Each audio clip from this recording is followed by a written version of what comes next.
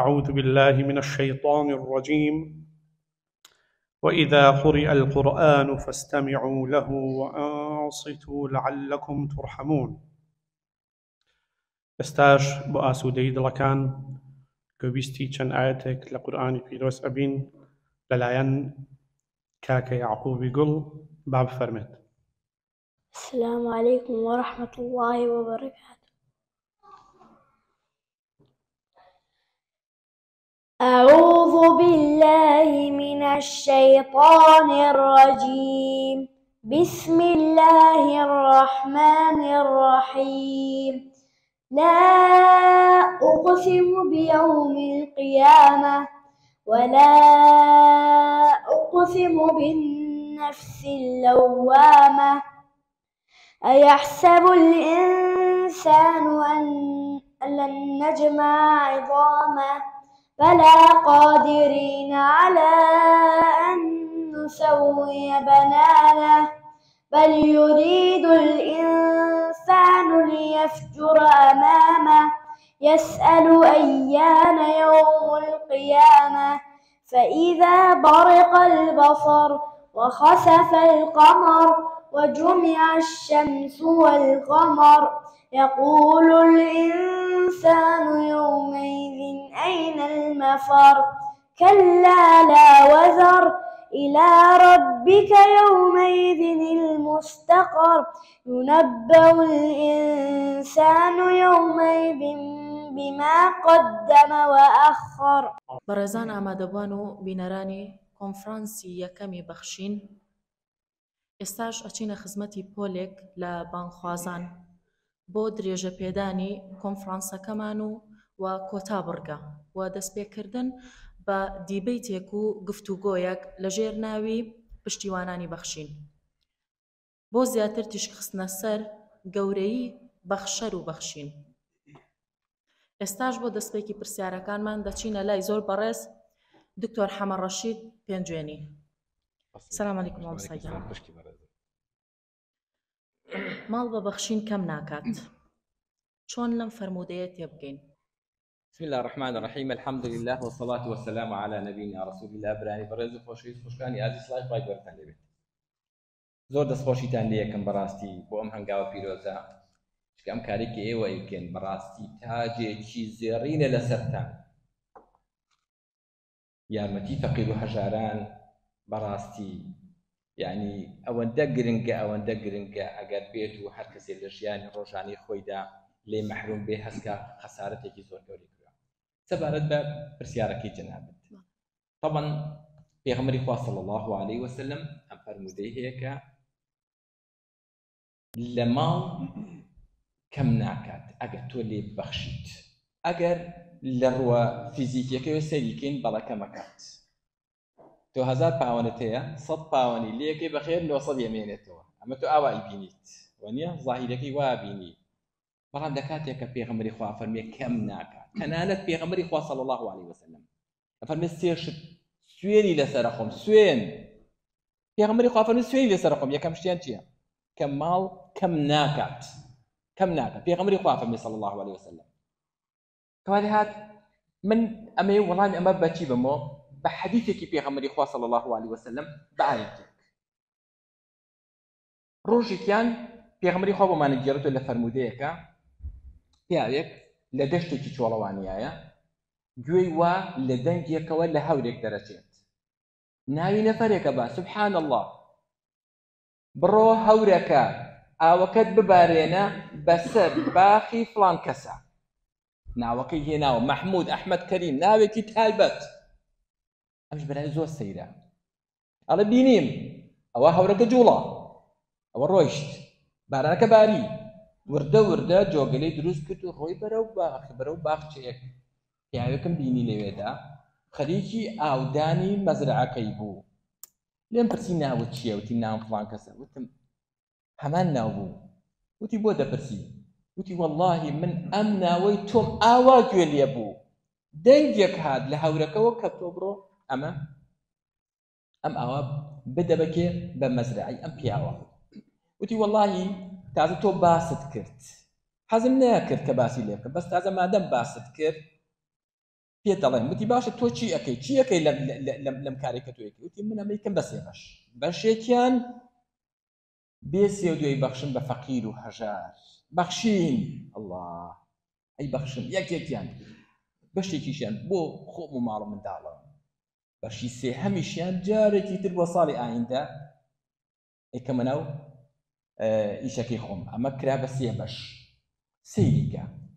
ماڵێک ئەگەر تەقوا و تیابێ ئەگەر لێی ببەخشی خوا ناودەهێنێت مەلائیکەکان ئەمر پێکرێت بڕۆ بەو هەورە بڵێ ئاوەکەی بڕژێن بکوێ بەسەر مەزرعیکەمە و زەرەری لێ نەکا ئەمە حەدیثی پێغەمبەری خوا ساڵ ئاەتێکیشمان هەیە سوورەتێک کە باسی ئەصحابی جەنەمان بۆکە کاتێک لە ماڵەوە 4-5 برا بوون سوێنیان خوارد پشگیر یەکتری بین ها بەیانی زوو بەچ قسەیانە کرد قورئانە فەرمی وهم یەتەخافتون با فەقیرەکان پێمان نەزانن ئادی با هەموومان بڕۆین چی لێ بکەین لەوێ زوو مەزرعەکە هەرچێکی تیایە ئەو هەموو بەر و بۆمە گشتی بین و بۆ خۆمان دەوڵەمەند ببین و یەک فرسی لێ نەدەین بە فەقیر و هەژاران بەس لە کاتێک کە چوون چیان بینی هەمووی سوتا بوو هەمووی سوتا بوو ئەمە یعنی چی یعنی تۆ لێ نابەخشیت نێتە تێ لە ماڵەکەت نەبەخشیت ئاوای لێ دێت لێ ئەبەخشی خوادۆ بۆتە پارێزێت جا ئەمە نوقتەیەکی گرنگە لێرەدا کەسێک کە لە ماڵەکەی ئەبەخشە یعنی چی یعنی ئەو سەر و سامانە خوا بۆتە پارێزێت من هەردی وەکو بەڵێن شەرحێکی ئیزافی لەمە برایەکی پاکستانیم هەبوو قسێکی زۆر جوانی کرد وتی کوڕەکەم 1000 پاوەنی هەبوو وتی ڕۆڵێکیان بڕۆ 1000 پاوەنەکەم بۆ بێنە بزانم باز زەکاتێکی لێ دەرکەم وتی زۆر نەئەچوەشی 1025 پاوەنی لێ بیت وتم بۆچی ئەچی ناچەژێنی هەستەکەی کەمەکە وتی چۆن 25 کەمەکە 975 کەم ناکە کوڕیمە تۆ ئەگەر ئێستا بڕۆ تۆ ئێستا ئیشەکەی ئەگەر هەفتەیە لە ماڵەوە نەخۆشکەوتی 200 پاوەند زەرت کرد کێ پرسە دادێ بەس تۆ ببەخشە خوا نایڵێ نەخۆشکەویت یعنی زیادی کردیان نا جگەلەوەی بەرەکەتی تێکەوێ بەرەکەت تێکەوتی ناومەڵی من نایبینین لە ژەی ڕۆژانەمانە بەڕاستی واللهی لە ماڵەکەت ببەخشە خوا بەرەکەتی تێکە بڕوا بکەن ئێمە دوکانێکمان هەبوو لەگەڵ باوکمە حسابمان کرد لە حەساری ئیقسادیە 8000 دیناری تیا بوو 8000 دینار بەش چیە کرد هیچ خۆمان نەزانین کی لێ ڕۆن بە 70 دینار بوو باشە ئەم عایلە گەورە هەموو جامیعەتەوە کە هەمووی ئەخوێنێ هەموو ژیانمان باشە 8000 شەیە ئەمە چی بوو بەرەکەت سەلاحەتی باوکم بۆ لەبەرەوە بڕوا بکە لە حیساری ئیقتصادیە ڕۆژێ شک نابم 50 کەس هاتوۆتە بەردەم ئەو دوکانی باوکمە بە یەک کەسی نەوتوە نا هەموو یەکسەرچی بگرە بەخشیوێتی دائما جزای لە دەستا بوو جاخوای گەورە هەموو لای سەلام دەست خۆش بێ ئەخوا لێی ئەو کەسانەی ماڵ ئەبەخشن چییە لای خوا دەڕاستیدا ئەو کەسانی کە ماڵە بەخشن لای خوای پەروەردگار بێگومان ئەجرێکی زۆر گەورەیان بەهەشتە بەهەشت بەڕاستی ئەو کەسێک کە ئەبەخشێت لە پێناوی خوای پەروەردگارە هەر لە دنیای خوا ماڵ و مناڵی بۆ سەلامەت دەکات لە قیامەتدا خوای پەروەردگار بەهەشت دەداتێت لە گوناهت ئەبورێت کۆمەڵی ئاەتی قورئانی زۆرمان هەیە لەوەرە کاتەکەی وەرزێ من نووسیوە ناتوان یەک بەیەکچین بەسەر ئاەتەکانی سەرکردەکانی پێغەمبەری خوا صلی الله علیه وسلم تا چەندێک بەڵام هەر کەسێک کاتێک کە ئەبەخشێ سەیری کەن کاتێک خوای پەروەردگار چی ئەکات لە ماڵەکەت لەسەر و سامانەکەت قورئانی پیرێت پێمانە فەرمێ ئەوەکو نمونەی دەنگێک چی هێناوە دەنگێک گەنم تۆ دەنگێک گەنم هەستەکەی ئەمە ئەینێژی بەڵام چییە 7 دانە پەلی بۆ دروستە بێ هەر پەلێک 100 دانێک 700 خوا فەرمێ بۆشی زیاترەکەم یعنی تۆ لە ڕۆژی قیامەتە لەو ڕۆژە خەتەرەیە کە تۆ ئەچیتە ئەوێ بەڵام چییە ڕۆژێکە خوا ئەوەی کە تۆ بە خەیاڵتان نایێت لەوێ دەستەکەوێتەوە جگەلەوەی فەرمودەیەکی پێغەمبەری خوایە صلی الله علیه وسلم فەرمێ 7 تاقم هەن لە ڕۆژی قیامەتە لەژێر سێبەری خوای گەورەیان یەکیان چییە کەسێکە ئەبەخشێت بەنهێنی لە پێناوی خوای گەورە ئەخر لەو ڕۆژە زۆر خەتەرە ڕۆژێکە کەس بەڕاستی خواخوایەتی ئەسڵەن لە دایک و باوک و کەسوکاری خۆت ڕاکەی بەڵام لەو کاتە زەڕورەتە چییە خوا تۆی خستوۆتە شوێنێکی زۆر گرنگ شنەی شەماڵێکی خۆش جوان ڕێک و پێک ئەمەش بەڕاستی هەنگاوێکی زۆر گرنگە ئەگەر کەسێک لە ژیانی ڕۆژانەی خۆمە ئاوا بیری لێ بکەین کە خوای پەروەردگار چ ئەجرێکی گەورەی بۆ داناوێت بەڵێ دەست خۆش بێ چی بە خەڵکی خێرخواز و خواپێداوی بەریتانیا و ئەوروپا بەگشتی دەڵێی لەسەر بەخشینی ماڵ وەڵاهی لە ڕاستیدا ئەگەر ئەوەی کە بە موسڵمانان و بە خاوەن سەرەت و سامانی بەریتانیا ئەگەر نەبێت ڕۆژێکیان نەفەرێک لە ناو سیارەکەی منە دانیشت بوو تەلەفۆنی کرد لەگەڵ نەفەرێکە لە تەلەفۆنەکە وتی وەڵای کاک فڵان کەس ئیشێکم پێتە سەماعەکەی کردووە منیش چوو بۆ گوێمەیە وتی وەڵڵاهی لە خزمەتتان بەس داوای پارە نەکەیت لە خزمەتتان بەس داوای پارە نەکەیت ئەمە نقطەیەکی گرنگە بۆ ئێمە من دەڵێم ئەم دەوڵەمەندە بەڕێزانە نەک هەر دەوڵەمەند وەڵڵا هەموو کەسێک ئەبێ بەڕاستی ئاگمان لە فەقیر و هەژارەکان بێت بیخێنە پێشچاوی خۆمان ئێستا ئەوانەی کە لێرن من نەزانم ئەوەی کە لێرە وەزعی مادی باش بێ بەخوا جێگەی شانازین کوردەکان جێگەی شانازین جێگەی ڕێزن جێگەی حرمەتن کە تا ئێسەکانێ هاوکاری باشیان کردووە بەڵام هاوکاریەکان ئیکتیفا ناکات فەقیرەکە زۆرە هەژارەکان زۆرە هەموو نەتەوەیەک بەشی خۆی هەیە بەس ئێمە وەکو کورد لە هەمووان زیاتر محتاجین پێی بەڕاستی بۆیە جێی خۆیەتی کە هەر کەسێک لە ئاسی خۆی ئەوەی کە دەوڵەمەنە ئەوەی کە خوا ژیانی داوەتێ بۆ چونکە خوا بەپێی فەرمودەکانی پێغەمبەری خوا صلی الله عليه وسلم فەرمی خوا لە مەصارعی سوء ئەتپارێزێت لە بەڵای گەورە ئەتپارێزێ بەڕاستی تۆ ئەگەر بتێ مناڵەکە نەخۆش بێ سەدەقەی بۆ بکە ئەگەر تەوێ خوا پاکت کاتەوە سەدەقە بکە کەواتە دەوڵەمەنەکان من جێی خۆیەتی بەڕاستی زۆر بەجددی بچە ژێر ئەم بارەوە و دڵی فەقیر و هەژارەکان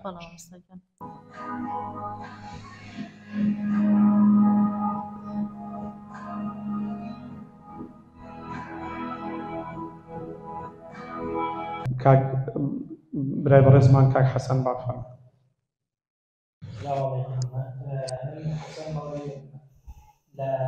منطقەی کێنت و سەسێکس لێرێ لە خزمەت بەخشیندا ئینشاءالله هەر کەسێک هەریشێکی توێشی هەوە لە منطقەی کێنت و سەسێکس وانە لە خزمەتێکی ئەگەر پاداش بافەرمێ.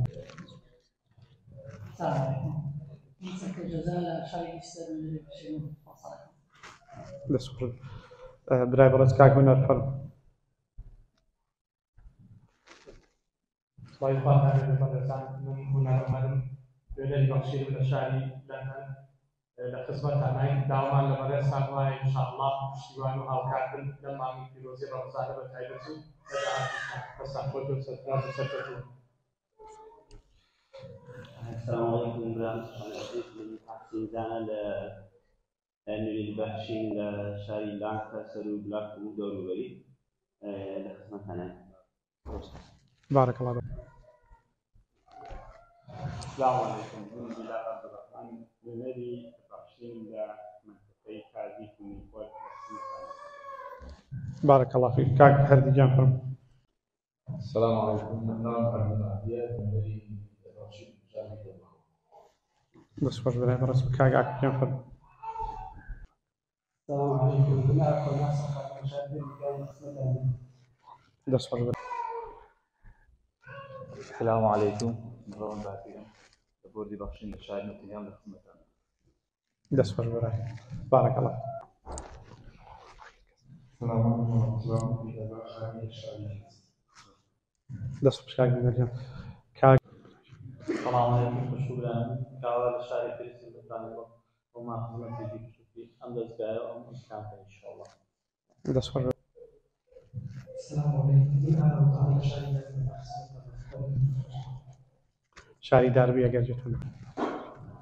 السلام عليكم. من كمان أصوات كمان شهر شارع بارك الله فيك. السلام عليكم. من هي صالحة من الشاري بلاد ونريد بحشين إن شاء الله. السلام عليكم. كاروان حاجي الشاري بالنظام دەست خۆش ببراجە لە خێرخوازیە هەم خۆیان هەم مناڵەکانیان وەک دەورێکی تایبەتیان هەبووە لە ڕابردووشاوە لە ئێستاشا سوپاس بەخوای گەورە بەڵێ یەک نوێنەری خوشکانمان هەیە بەڵام خۆیان بە خۆیان الحەمدا ئومەتێکن.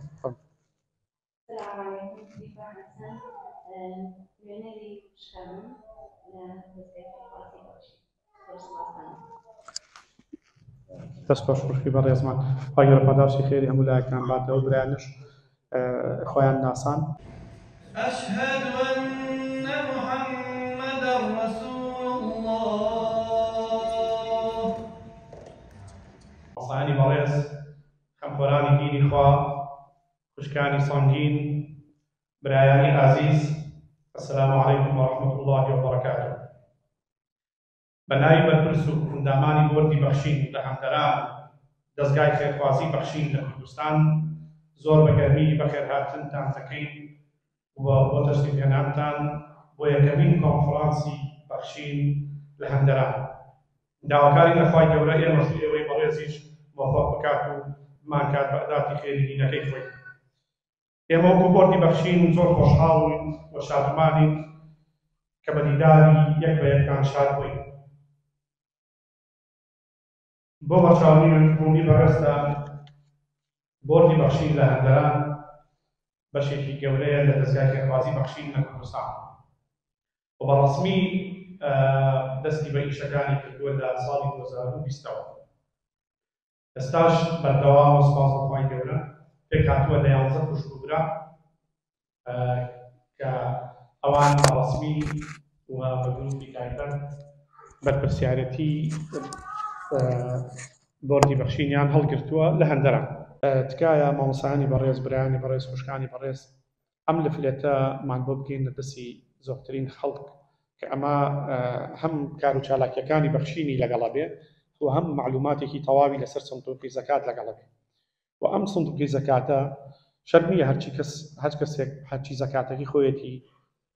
بیدار بە بەخشین ئەکرێەوە نیە بە کەسێکی نزیکی خۆی بدا بە باوکی بە کەسێک ئەوانی کە لە نزیکی خۆی و پرسیاری مامۆسای شەرعیەکە کە بەچی ئەشێ و ئەتوانێت نسبەیەکیشی بدا بە دەستگای خێرخوازی بەخشین ئەو کاتەی بۆ ئەگەڕێتەوە کە ئەم بچێت خواردن بکڕێ و بیبا بۆ ماڵە فەقیر و هەژارێک ئەو کاتی بۆ ئەگەڕێتەوە کاتێک کە جەژنەوت و خۆ سەرقاڵی و شەوی لەیلەتولقەدر زینووەکەیتەوە و خۆ بە ڕۆژ بە ڕۆژووی بەڵام ناتوانانی بازاڕکەی جلوبەرێک بۆ مناڵی هەتیوە کڕیت لەڕێی دەستگای خێرخوازی بەخشینەوە و گۆشتیان بۆ ئەکڕی و خۆراکیان بۆ ئەکڕی بۆ سی ڕۆژی بەربان بۆ ئیفطار ئەتوانین بەڕاستی لەڕێی ئەم باڵێن دەستگایەوە باڵێن بۆردی هەندەرانەوە لەڕێی بانقی بەخشینەوە تۆ بەشداری هەموو ئەو کارە خێرخوازیانە بکەیت کە لە مانگی ڕەمەزانی پار کردومانە سوپاس بەخوا کە 10 پرۆژەی خێرخوازی بوو و هەمووشی بە زیادەوە هەروەکو نمونەیەک زیاتر لە 6400 سەبەتەی خۆراک پار تەوزیع کراوە سوپاس بەخوا گەورکێک ئەوە یەکێ بوو لە پرۆژەکان و نەخۆشی گورچی لە بەسەر کراوەتەوە نەخۆشی درێژخایان هەتا ژینگە پارێزان و خەڵکێک هەبووە کە بژێوی ژیانی بۆ دابین کراوە لە ڕێی با بڵێن عەرەبانەیەکی سێپاییەوە کە بە ماتۆڕ وەکو ماتۆڕ و توانیوێتی لە ڕێی ئەوە بژێوی ژیانی خانەوادەیەک بخۆی دابین کە وەشتێکی کە من حەزەکەم ئاگادارتان کەم ئەو زۆرێک لەو عایلانەی کە ڕوەکەن لە دەستگای خێرخوازی بەخشین لە کوردستان لە بەروی نووسنگەیەک هەیە لەوێ خەڵک ئیستیقبالەکە وەکو بۆ معلوماتی بەڕێزیشتان لە هەموو شار و شارۆچکەکانی کوردستان نووسنگەی بەخشین هەیە لە هەموو شار و شاربووی کە خەڵک بتوانێت هەم لەوێ ئەگەر کەسێکی فەقیر هەبێ لەوێ بچێت ناوی تۆ مارکاوە بەسەر بکرێتەوە وەکو کەسێکی محتاج و کەسێکیش کە بیاوێت لەوێ پارە بەرێ بۆ ئەو نووسنگەیە لەوێ خێر و خێراتەکەی بەرێ لەوێ دەستی بیکە لە ڕێو نووسنگانەوە پارەکەی بەڕێستان تەوزیع ئەکرێتەوە و فەرق ناکرێت بۆ نمونە سوتەمەنی دابین کراوە لە زستانە لە زۆربەی شار و شارۆچکەکان تەوزیع کراوە سوپاس بەخوای گەورە و بەهۆی ئەوە توانین ئینشاڵڵا ئەم دەستگایە بەری نەلووتکە و بیکەین بەیەکێ لە دەستگا خێرخوازیەکانی کوردی لە بەریتانیا و ئەوروپاشە تەنانەت ئینشاڵڵا ئەم سندوقی زەکاتە بە جەنابتان ئەسپێرین لە دوایی کۆڕەکە ئینشاڵڵا کە بۆ شارەکانی خۆتان بەرنەوە ئەم زەکاتە ئەتوانێت کەسێک بەشدار بێ بە نیسبەیەک و ئێمەش بەڕاستی لە ڕێی دەستگاکەوە دابەشیکەینەوە بەسەر خەڵکی بۆ خەڵکانی کە زەکاتیان پێ ئەشێت ئەوە بزانن الدال على خير كفاعل هەر کەسێک ئەسبابی خێرێک بخوای پەروەردگار و خۆی بۆ نووس خوا زۆر دەوڵەمەند هیچیش یعنی کەسێک 100 پاوانەدا بە جەناب دەڵێ بگێنە بە ماڵێکی هەتیو بۆ وەکو ئەوە وایە تۆ خۆت 100 پاوانەکەت پێبەخشی ئەوە خاڵی یەکەم. خاڵی دووهەم زۆر هەوڵ و گرنگیەکی زۆر گرنگە بۆ بەڕێستان دوێنەرەکانی بەخشی ئێوە ئەمین بن ئێوە دەستپاک بن ئێوە گەیەنەرێکی بەهێزی ئەمین و دەستپاک بن چونکە متمانە وەکو شوشەوایە بۆیە من وەکو برایەکی دڵسۆز بەڕاستی زۆر گرنگە ئەو متمانە لە دەست نەبێت. خاڵی سێم بەڕێزەکانم حرمەتم هەیە بۆ جنابی ئەو برایانی کە مەسئولی بۆردی بەخشینە ئەو برایانی کە لە بەخشینی شەکەن ئیجتیهاد مەکەن ئەوە مامۆستانی بەڕێز دانیشتون بە مامۆستا سامانیشەوە کاکە ئیجتیهاد ڕێپێدراو نییە لە وەقفە ئیجتیهاد مەکەن قەت برایەک ئەڵێ کاکە بێ زەحمەت 100 پاوەنم بۆ بدەن بە ماڵێکی هەتیو مەیدەن بە ماڵێکی فەقیر یا چونکە ئێمە ئەوانەمان ڕۆژانە ئەوانەمان ڕوبەڕووە بێتەوە ئێمە 500 پاوەنمان نات بۆ ڕۆژەڵات بۆ 5 ماڵ وتمان بێ زەحمەت ماڵی 100 پاوەنیان بدەنێ لەبەر بۆ مانگی ڕەمەزان بەشیان ئەو برایە ئیجتیهادی کرد وتی کاکە من دامە بە 25 ماڵ من ئەزانم بەشیان بەسیان کاکە کابرا وا ناڵێ کابرا ئەڵێ کاکە من ئەمەوێ ئەم ماڵە تێروپڕ بن هەتا ڕەمەزان بۆیە ئیجتیهاد مەکەن خاڵی چوارەمیشم سرعەت لە گەیاندن زۆر گرنگە یعنی کابرا ئەمڕۆ لێ قەوماوە لە سووریا و لە ڕۆژەڵات و ڕۆژاوا و باکووری کوردستان لە بوو مەلەرزەکان لە هەر شوێنێ بێ زەحمەت یعنی ئەلحەمدولە ئەمڕۆ دنیا زۆر بچووک بێتەوە یعنی یەکسەر ئەمڕۆ کابرا بەخشە بەیانی با بگاتە دەستی خاڵی پێش کۆتاییشم بۆ ئەو برایانی کە نوێنەری بەخشینن بەڕاستی ئەمڕۆ خەڵک حەز ئەکا سیقەی بە جەنابەت هەیە بەڵام پێشی خۆشە پرۆڤەکە ببینێ یعنی چەند خۆشە کابرا ئەڵێ کاکە بێ زەحمەت 500 حیوانم بۆ سەر بۆ کابرا کەسەر ئەڵێ بسم الله الله وەکبەر ئەمە هیچ نای مامۆستا حەمە ڕەشیدە ئیتر مامۆستا حەمە ڕەشید قەناعەت دەکا یعنی بۆیە زۆر گرنگە خاڵی ئامۆژگاری ئەخیریشم بەڕاستی ئەمە فەزلی خوای پەروەردگارە تۆ لە کارێکی خێرە زانای شیخ الإسلام رحمەتی خوای لێبێ فەرمێ ئەگەر کەسێ وتی سبحان الله دەبێت سوپاسی خوا بکە وتێتی سبحان الله لەو بابەتە بۆیە بەڕاستی تۆ خاوەنی فەزڵێکی خەڵکیکە نیەتی من وەکو برایەک ئامۆژگاری ئەەکەم بەڕاستی هەوڵ بدەن لە جێی متمانی جەماوەر بێت چونکە بەخشین دژمنی زۆرە یعنی چی دژمنی زۆرە هەر لە شەیطانەوە هەتا شوێنکەوتوانی شەیطان بەڕاستی بەخشین متمانەیەکی قاعیدەیەکی جەماوەری بەهێزە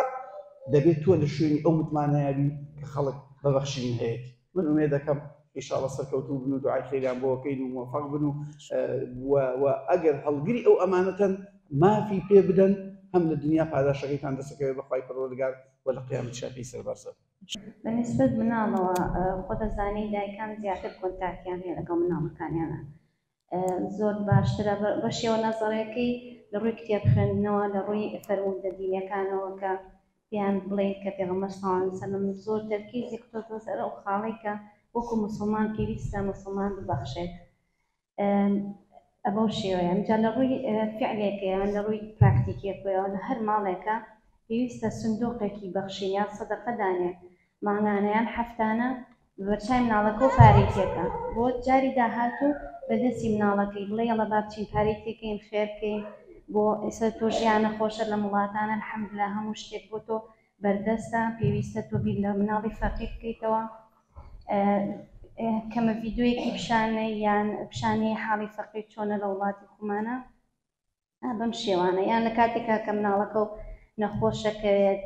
ئەو فەرموودەی پێ بڵێ کە وابزانم باسیش کراکە داو مەڵباک و سەدەقە بڵێ ئێوە تۆ نەخۆشی پێویستە لە ئینسانی موسڵمان ئەگەر پێغەمبەر لە قورئانە هاتووە کە ئینسان ئەبێ ببەخشێت لە ڕێی بەخشینەوە ئینسان موسڵمان باوەڕی وایە کە شیفای بۆیێت و لە ڕووی ئەوە کە خێزانەکان پاڵپشتی هاوسەرەکانیان بن من پێم باشە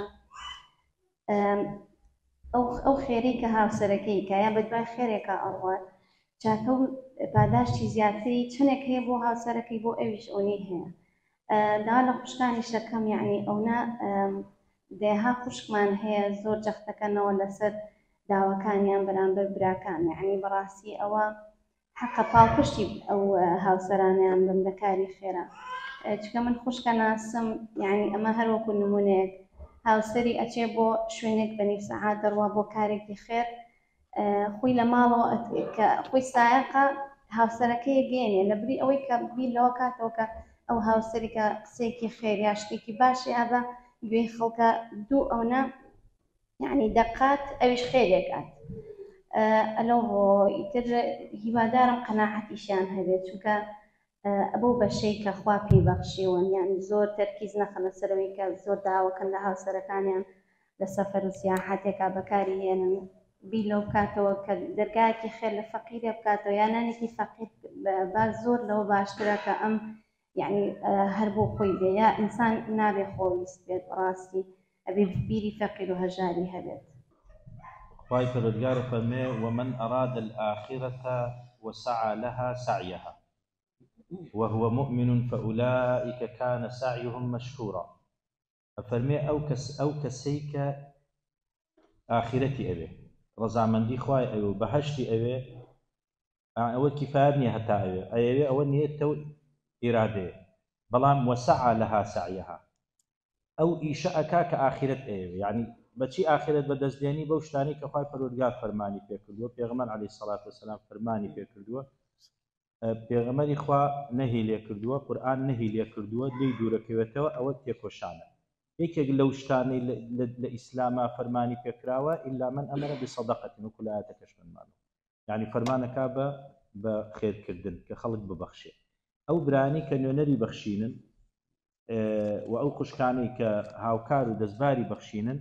ئەوە لەو تێکۆشانەیە کە ئینشاءالله ڕەزامەندی خوای بەدوادێ و دەستێنانی بەهەشتە بەو شێوە ئیشکەین و ئێمە حەدیثێکە کە زۆر جار مامۆستاکانمان لە ڕەمەزانە ئەیخوێنەوەمان کە پێغەمبەر عەلەیهی سەڵات وەسەلام ئەفەرموون وەکو نازانم الريح المرسلة ترجمەکەی چۆن کەیمە کوردی مامۆستا کەمال الريح المرسلة ئەو هەوایی کە ئەو بایی کە دێت درەختەکان ئەپیتێنێ یعنی بایەکە هەمووی بەرەکەتە دێت درەختەکان ئەپیتێن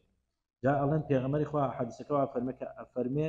وەکو الريح المرسلة وابوو یعنی وەکو ئەو هەوایە بوو وەکو ئەو بایە بوو بە هەر شوێنێکا بوو خێر و بەرەکەت بووە ئەڵێ و کەسێکی جەواد یعنی بەخشەر بووە بەڵام ئەفەرموون لە ڕەمەزانە زیاتر بەخشیەتی بۆ یەزدیقەت بن لە عورفی کوردەواریە یعنی دوو ڕوکنیان کۆ کردوتەوە بێکۆ ڕوکنی زەکات و ڕوکنی ڕەمەزان خۆی ڕەمەزان ڕوکنە بە ڕۆژوە بیتایە بەڵام کورد هاتۆ زەکاتەکەشی هێناوەتە ناو ڕەمەزان و زۆربەی کوردی قەتبن لە ڕەمەزانە ئەو حەولانی حەولەونە ساڵ ئەخولێتەوە لە ڕەمەزانە زەکاتەکاتن بۆ لەبەرەی ئەزانن هەن کەس ئەوەی کردو عاقلانە کردوتی ئەزانێت لەو کاتا خێری زۆرترە یعنی لە ڕەمەزانە هەر عیبادەت و خێرێ بکەیت لە پێش ڕەمەزان و لە دوای ڕەمەزان خێرەکەی زۆرترە جا موژدە بێ لەو برانە لەو خوشکانە کە دەستباری بەخشینن کە ئینشاءالله ئەجرێکی گەوریان هەیە و ئەو تێکۆشانە تێئەکۆشن کە خوای گەورە داوایەکە لە شوێنی کشا پێغەمبەر عەلەیهی سەڵات وەسەلام فەرمێ ئەوەی ناڕەحەتیەک لەسەر براکەی لابە خوای گەورە لە ڕۆژی قیامەتە ناڕەحەتی لەسەر لابە یعنی تۆ قەناعەتی وابێ ئەو بەرنامەیە کە بینیمان بە هەمومانەوە تۆ لێرەی لە جوزئێکی و ئیشە بەشداری ئێتر ئەو کەسە خێرخواکەی کە پارەکە ئەدا یا ئەو کەسەیە کە وەسیتە و لە نێواندایە و پارەکە وەرەگرێ و ئەیگێنێ هەرچی ئەو خێر و خێراتە و گەورەکردنی بەخشین و سێکتەری تەندروستیەکەی و هەرچی ئەچێتە پێشەوە خزمەتەکە ئینشاءالله ئەم خەڵکەیەک شەریکن لەو خێرە گەورەی کە هەیە پەیوەندی بە ناخی خۆتەوە هەیە کە تۆ ناخت پاک بوو تەنیا لەبەر ڕەزامەندی خوا و لەبەر ئەو فەرمودەیەکە فەرمێ فەتەقوا النار وەلەو بشیق تەمرەتین تەنیا و تەنیا ئەگەر لە تەدن خرمایەکیش بێت تۆ لەبەر خاتری خوا تەنیا و تەنیا بەست ئەوە بێ خوای گەورە لێت قبوڵ دەکات و ئەتبەخشێت ئەوە فەلسەفەی کاری خێرخوازیە ئەگەر نا کەمیەت و زۆری و کەمی هیچ گرنگ نییە و خاڵێکی تر زۆر گرنگە لە کۆتایی وەڵامی بەڕێستا ئەوەیە کە هەموو کەس ماڵی دنیای لا خۆشەویستە ئێمە وازای نابێ ماڵی دنیامان لا خۆشەویست بێ نەخێر خوای گەورە فەرمی ما تحبون لن تنالوا البر حتى تنفقوا مما تحبون لەوەی کە خۆشتانەیە کەواتە هەموو کەس ماڵی دنیای خۆشەوێت بەس کێشەکە لەوەدا ئینسان ئەوەندە ماڵی دنیای خۆش نەوێت کە ڕێگر بێ لە بەخشینی ئەوە خەتەرەکەیە ئەگەر هەمووان ماڵی دنیامان خۆشەوێت جا لەو شتێکی خۆت خۆش دەوێ بەخشیت تەنیا لەبەر خاتری خوای گەورە ئەگەر کەمیش بێ ئەوە تۆ لە ئاگری جەهەنەم پارێزراویت ئەوە حکمەتەکەیەتی مامۆستا سامان بۆچی خەڵکانێک لە بەخشینی ماڵیان دەستیان توندەیان زۆر بە کەمی دەبەخشن وڵای من وا ئەیگەڕێن بۆ ئەوەی ئەگەر دنیا ناسیمان وەکو خۆی نییە بۆیە دنیامان لە دەست نابێتەوە بەڕێز مامۆستا لوقمان هەڵبجەی خوای گەورە سەلامەتتان کا سەربەرزی دنیا و قیامەت سەلامەت بێ بەخشینی ماڵ چەندێک کاریگەری لەسەر سەقامگیری کۆمەڵایەتی هەیە بسم الله والحمد لله خوشکی بەڕێزم برایانی ئازیز دیارە بەخشین ئەگەر ناوی بین سەدەقە کورتی شکێنەوە لە زەکات یعنی یەکێکە لە بنەماپایە گرنگەکانی اقتصادی ئیسلامی و کاریگەریەکی زۆر بەهێزی هەیە لەسەر کۆمەڵگە و لەسەر شخصەکان من بە خێرایی لە سێ بوعد سێ ئیشارەی پێ یەکەم ئەو کەسێک کە ئەبەخش کاریگەری زۆر گرنگی هەیە لەسەر ئەو کەسێک کە ئەبەخش نمونەیەکیشتان بۆ هێنمە هەر بە خێرایی کابرایەکە چێتە لای مامۆستایەکی بەڕێزی ئاوە ئەڵێ مامۆستا من زۆر بێتاقەتم زۆر هەست بە نیگەرانی و هەست بە دڵتەنگی ئەەکەم. ئەویشە فەرمێ کوڕم ئەگەر ماڵ دێ بڕۆ ببەخشە، بەڵام حەز ئەەکەم خۆت لەوێ بی کە ئەبەخشی، حەز ئەەکەم خۆت لەوێ. ئەویش پرسیارەکە لە خەڵکانێکی وەکو بەڕێستان وەکو خەڵکی بەخشی، ئەڵێ چیتان هەیە؟ ئەڵێ بێ زەحمەت وەڵا ئێمە کۆمەڵێ منداڵمان هەیە کەم ئەندام، پێویستیان بە کورسیە، پێویستیان بە جلوبەرگە، ئەگەر ئەتوانی ئەڵێ بەسەر چاو چەند نەفەرن؟ ئەڵێ مەسەلەن بۆ نمونە 10 نەفەرن، 10 کورسی و جلوبەرگی هەمویان ئەێنێ و ئێپا بەلای مناڵەکان و خۆی لە دوورەوە لەناو منداڵەکان سەیر دەکا و خەڵکێک تەوزیعەکە بەسەر مناڵەکان. مناڵێکیان ئەڵێ بێ زەحمەت کێ ئەمەی بۆ ئێمە هێناوە؟ ئەڵێ فڵانە کەس. ئاواکە ئەڵێ بێ زەحمەت مامۆستا سەیری دەم و چاوم بکە. ئەڵێ بۆچی ئەتەوێت سەیری دەم و چاوم بکەی؟ ئەڵێ هەتا لەبەر دەم خوای پەروەردگارە بڵێم یا ڕەبی ئەم ئینسانە منی دڵخۆش کرد دڵخۆشی. چۆن کاریگەری ناکە؟ ئەڵێ وەڵڵاهی بەخوای پەروەردگار حەزم ئەکرد هەرچی ماڵم هێلێ بمبەخشی وایە بۆ خوای پەروەردگار. ئەوە لەسەر ئەو کەسی کە ئەبەخشێ، لەسەر ئەو کەسەی کە پێی ئەبەخشی. یعنی بەڕاستی ئێمە ئەزانین یعنی ژیان بریتیە لە سادەیی دڵ و دەروون یان ئەنانیەتی دڵ و دەروون. ئەو کەسانەی کە ماڵیان پێ ئەبەخشرێ بەڕاستی هەست بە ئاسوودەیی ئەکەن کە باس ناکرێت. بۆیە بەڕاستی کاریگەریی زۆر. خاڵی سێمیش کاریگەریەکی زۆر گرنگی هەیە لەسەر کۆمەڵگە هەمووی. یعنی بازاڕە جوڵێنێ، دڵنەوایی دروستەکە، یعنی ئەنانیەت و ڕەزیلی و بەخیلی چلووکی لە ناو خەڵک نایەڵێ. بۆیە بەڕاستی من هەر بە کورتی ئەوەندە ئەڵێم ئەو کەسەی حەزەکە دیارە لە هەر سێکی قەدەری خوای پەروەردگار تووشی مرۆڤەکان دەبێت، بەڵام گرنگترین ئەوەیە بەڕاستی ئەو خەڵکانە بین کە ئەبەخشین هەتا لە دنیا و دوا ڕۆژ ئاسوودە بێت. دەستەکانت خۆش بێ. ئەو مەساقای دەبرامی بێچکە زەکات ئایا سەدەقەی واجبە بوونی هەیە؟ ئەگەر هەیە چۆن و سەدەقەی واجبە چییە؟ بەڵێ بسم الله الحمد لله والصلاة والسلام على رسول الله محمد وعلى آله وصحبه. ئێمە وەکو مسلمان زیاتر لە 200 ئاەت لە قورئانی پیرۆزدا خوای پەروەردگار ئەمرمان پێ ئەکات کە هەمیشە دەستمان بە سەدەقە و بە خێر و بە زەکاتەوە بێت و چاومان لە هەژاران بێت. هەرچەندە سەدەقە بەگشتی سنەتە، بەڵام هەندێک لە زانایان ئەفەرموون کاتێک کە هەژاری زۆر بوو لە ناو مسلمانانە، کاتێک کە ئینسان هەژارێکی بینی هەستی کرد کە هەژارە، هەستی کرد لە خۆی هەژارترە، مەرجێ ئینسان هەر دەوڵەمەند بێت. کاتێک کە هەست کرد کەسێک لە تۆ هەژارترە با تۆ دەوڵەمەندیش نەبیت، ئەوە واجب ئەبێ لەسرت سەدەقەکردن لەوێدا نامێنێ، هەرچەند زەکاتیشت نییە واجب ئەبێ لەسرت ئەمەندە احتیاجات و پێداویستی ئەو هەژارە دەفع بکەیت، یارمەتی بدەیت کە تا ئەندازەیەک لە هەژاری لە کۆڵ بکەیتەوە. ئەگەر نا بە شێوەیەکی گشتی سەدەقە و خێرکردن ئاەتەکان ئەوە ئەگەن وەکو زانایان فەرموویانە سنەتە نەک واجب بێجگە لە زەکات. بەڵام ئەگەر ئیجازە بدەیت بۆی پەیامەکەم بگەێنم بە شێوەیەکی گشتی ئینسانی مسلمان پێویستە بزانێت خوای پەروەردگار ئەو ماڵەی کە پێی بەخشیوە ئەگەر زەکاتیشی لێ واجب نەبێت پێویستە سەدەقەی لێ بکات، چونکە خوای گەورە لە دەیان ئاەتە لە زیاتر لە نزیکی 150 بۆ 200 ئاەت باسی کردو ئەمری فەرمووە هەرچەند ئەمرەکان بۆ سنەتن کە فەرموویەتی سەدەقە و خێر لە ماڵەکانتان بکەن. جا 2 دقیقەم بیت بێ زەحمەت بۆی پەیامەکەم بگەێنم. زۆر گرنگە شتێکی تازەتان پێ بڵێم. خوای گەورە فەرمی أعوذ بالله من الشيطان الرجيم يا أيها الذين آمنوا أنفقوا من طيبات ما كسبتم لە شوێنی تر فەرمی مما رزقناكم. ئەمە زۆر گرنگە. خوای گەورە داوای چی ئەکا لە ئینسان چی ببەخشێت؟ أنفقوا من طيبات ما كسبتم. 2 خاڵی زۆر گرنگی تێدایە. هەر کەسە ئینفاقەکە، هەر کەسە ئەبەخشێت پێویستە لە طیبات ببەخشێت، لەو شتانەی کە پاک و خاوێنن. ئەمڕۆ بۆتە عادەت لە ناو خەڵکیە کۆنەکانی خۆیان نەبەخشن. ئەتوانی کۆنەکانی خۆت ببەخشی، بەڵام ناوی لێ نانی بەخشیت بە هیچ شێوەیەک، چونکە لە ئیسلامە چەندە گرنگە کە لە ڕووی مادیەوە هەژارەکان تێر بکەین و احتیاجەکانیان ڕەفع بکەین، ئەوەندە پێویستە ئاگامان لە هەست و شعوریان بێت.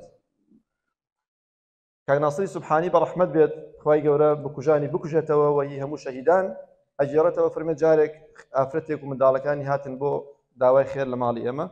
خێزانەکەمان دە جلوبەرگی پێبەخشین. یەکێ لە جلوبەرەکان تازە بوو. منداڵی ئافرەتەکە گوتی بەدایکی، گوتی خۆمە یەکێ لە جلوبەرەکان تازەیە، يعني زۆر بە شێوەیەکی جوانێک گێڕێتەوە کەئەنەه ئەم مناڵە وای زانی و هەموو کاتێکە ئەو شانەی پیان نەبەخشێت پێویستە کۆنە بن تازە بۆ ئەوان نابێت. شاعیرێکی گەورەی ئێرانی هەیە سنی بوو ئەڵبەتە سنیە کردویانە بە شیعە حافظی شیرازی ئەڵێ ئەگەر ئان تورکی شیرازی بدەست ئارەت دلێ ماڕا بخاڵێ هندوویەش بەخشەم سەمەرقەند و بخارارە. بەڵام شاعیرێکی لەو زیرەکتر جوابی داوەتەوە ئەڵێ ئەگەر ئان تورکی شیرازی بدەست ئارەت دلێ ماڕا بخاڵێ هندوویەش بەخشەم سەر و دەست و تەن و پارە. هەران کەس مال میبەخشد زمالێ خیژ میبەخشد نەچون حافظ کی میبەخشد سەمەرقەند و بخارارە. ئینسان ئازاتی لەوەدا لە ماڵی خۆی ببەخشێت نەک لەو ماڵی پێی ئەدرێت. ئەوە خاڵێکی زۆر زۆر گرنگە ئێمە لەو ماڵە ببەخشین کە پاکە و خۆمان ئەمانەوێت و لەو ماڵە ببەخشین کە خۆمان کەسبمان کردووە.